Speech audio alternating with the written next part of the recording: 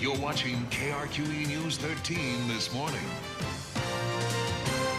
We have a financial fitness coach joining us this morning, Sanyika Calloway Boyce, to talk about some ways to help get out of that crushing debt load. And I like your title of financial fitness coach. That's got to appeal to young people. It does. Thank you for having me. Good morning. Tell me a little bit about how in debt young people are just out of college now. Is it just their college loans? Is it credit cards? A combination? It's actually a combination. I know for me, it was $15,000 in unsecured loans, credit cards, car loans, things like that, in addition to student loans. So the amount is pretty daunting, coming right out of college and going into a new life.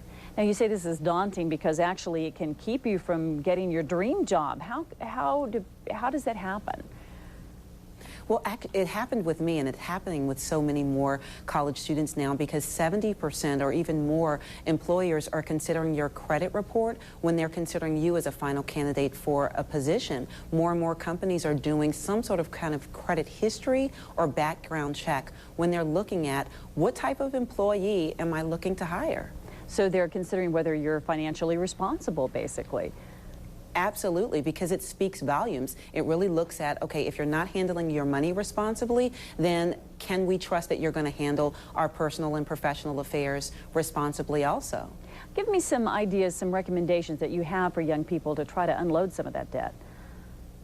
Well, there are a couple of things. I mean, the first thing is always acknowledging and understanding that anything that you give your Social Security number in exchange for is fair game for your credit report. And a lot of students don't know that. I mean, I fell into a trap with cell phones. I recognized that, I signed a 2-year contract that said, here's your bill each and every month. Well, with roaming charges and overage fees, I ended up with a $500 cell phone bill. Unbeknownst to me, because I couldn't pay it, that was actually going on my cell phone. That cell phone bill was actually going on my credit report. So what I recommend is for college students, 20-something, even working adults, consider getting a cell phone that doesn't require a contract.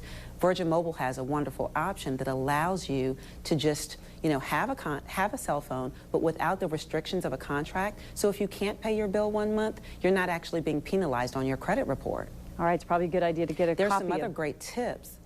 Go ahead. That your listeners can go to financialfitnesscoach.com to get copies of the book as well as more financial tips. All right, thank you so much, Sanyika Calloway Boyce, for joining us this morning and helping us get in shape financially.